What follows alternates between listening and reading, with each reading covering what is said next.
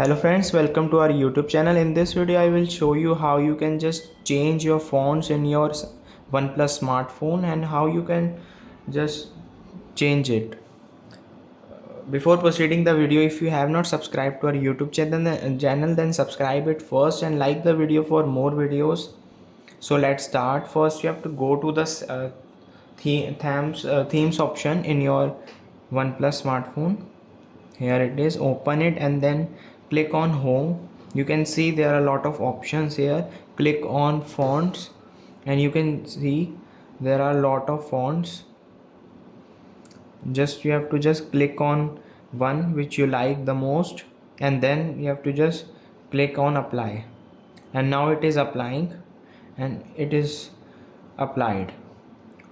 Whole screen have applied. And if you want to just set in default one, so just press back and go to me option, and then you see there is a download option. Here you find all your download one which you have downloaded in your themes app.